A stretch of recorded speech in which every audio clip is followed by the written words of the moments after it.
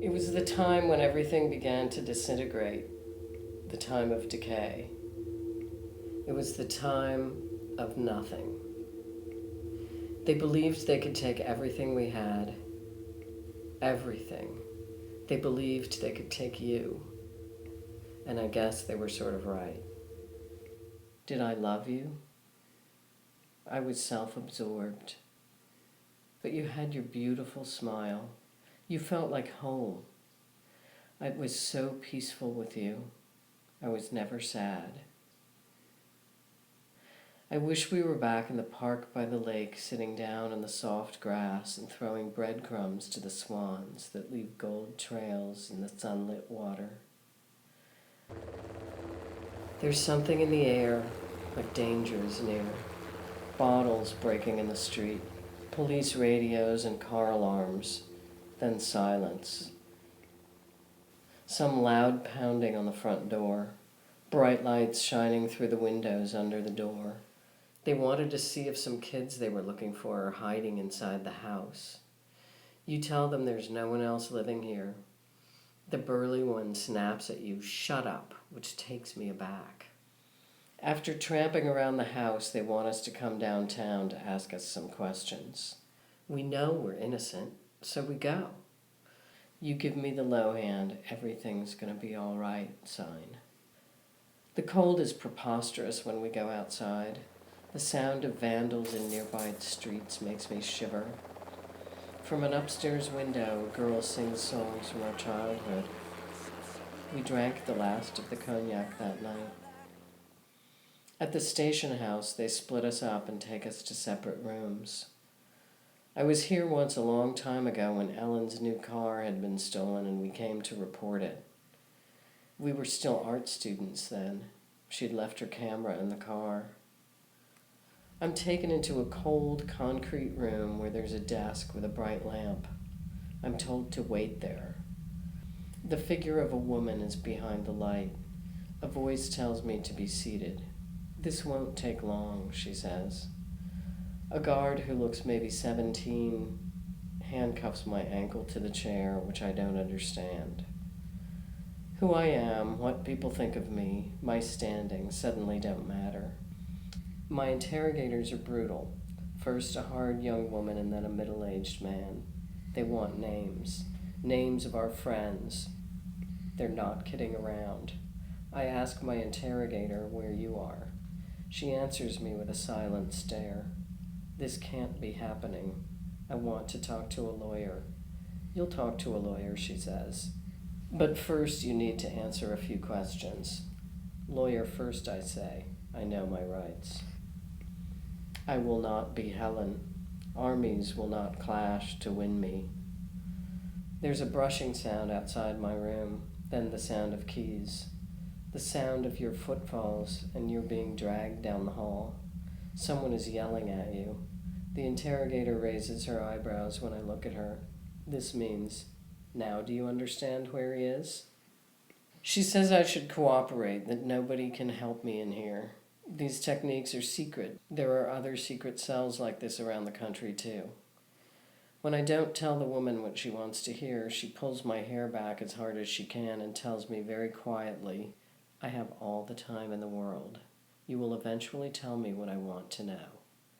She says she's a senior officer and she starts to yell at me when she thinks I'm not speaking loud enough. They'll keep me up for several days so that I'm good and tired and then continue the questioning. I'm so exhausted, I fall asleep standing up. A guard throws a bucket of water in my face and the questions continue. Who was the guy you let into your house? What kind of work does your husband do at home? The sooner you tell me, the sooner you get a lawyer. Her questions are inane. When I refuse to cooperate, she hits an intercom button and I'm taken back to my cell where I'm told to keep walking. If I stop, a guard comes in and hits me in the back of the thighs with a billy club. The cold is intense. That's so you'll stay awake. We believed in nothing and we worked hard at it. That's why this was so shocking.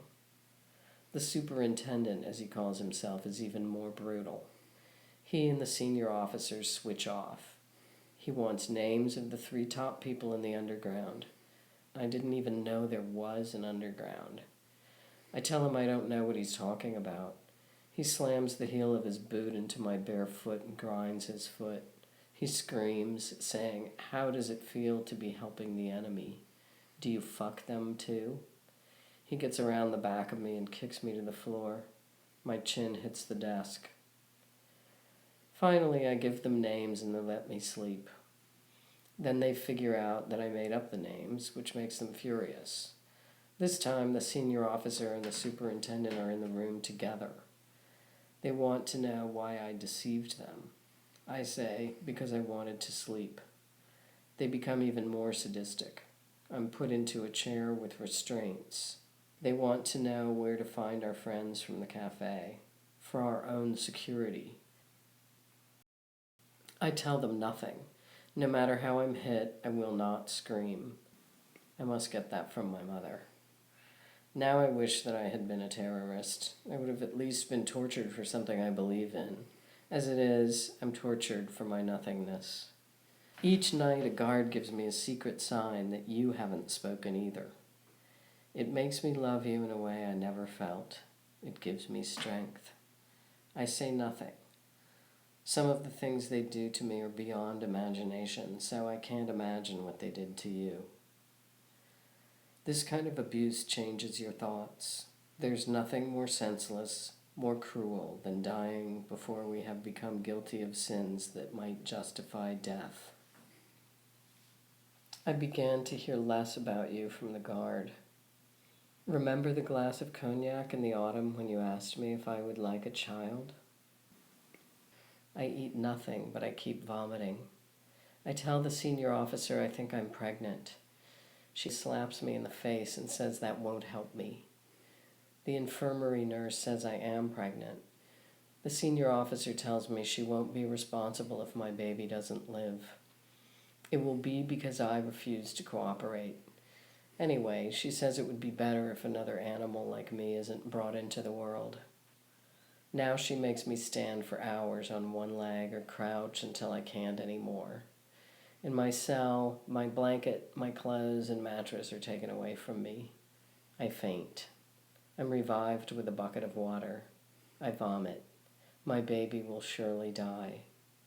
I'm given very little food, just vitamins, which I throw up. The superintendent puts a snapshot of us standing together on the table and asks me to identify you. I ask what is happening with you. He answers by ripping the photo in two and lighting your half of the photo with a match. That's what happened, he says, as your face turns to ash. I eat the ashes.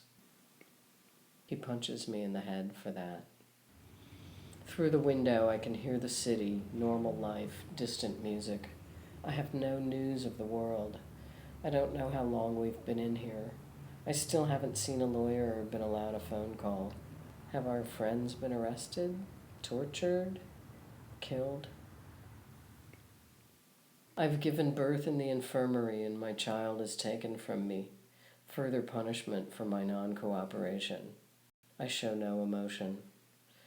I ask myself whether God exists, maybe for the first time in my life. They tell me that all I need to do is sign a confession they've written that says what you've done. I refuse to read it. The senior officer balls up the paper and shoves it in my mouth. When I was released in the general amnesty, it was almost 3 years since my child had been taken from me. For his own protection, the superintendent tells me, though I've never asked. As I'm leaving, I'm told that it is illegal for me to report what has happened to me. It would be grounds for rearrest. I have to sign a waiver. I didn't get back the old apartment. I'm staying at my brother's, looking for a job. But they sent me a small brown parcel with your jacket and glasses. And a bill. If I'd known they would do this, would I have stayed quiet? I'd rather not think about it. Your official cause of death is suicide. I see sand pouring. Time? It is falling out of a truck. They're putting up new buildings. They're building a bank where the jail was. Where shall I go? How shall I find our child? Our friends are gone. In the street, I hear my name called. It's the guard who told me you had not spoken. He stands in front of a game store in civilian clothes with a woman. He approaches me. A young boy emerges from the store and he puts his arm around him. The boy stares at me with infinitely deep eyes. "This is my son," he says, "and my wife." Does she know who I am? By her thin smile, I know that she does. He gives me a slip of paper with an address. This is where I'll find my son. A little boy opens the front door of an apartment. His eyes are clear blue like yours. His mother appears. It's the senior officer. I want to scream, but she could never make me do that. She was unable to have children. She took him for her own. That's all it was. It was a struggle to get him back. The senior officer became almost hysterical in court. Originally, he had her name. He is named for you now. He keeps your photo by his bed. Dreams come through sacred gateways. Sacred dreams carry weight. I will go on raising our son. You will go on too, where you are. But at night, which frees imprisoned spirits, we alone will hold each other. You released from beyond, I released from today. We are back by the lake in the soft grass, throwing breadcrumbs to the swans that leave gold trails in the sunlit water. At dawn, you slip away from my embrace. It is enough to know that in the end we will be where they can never come for us.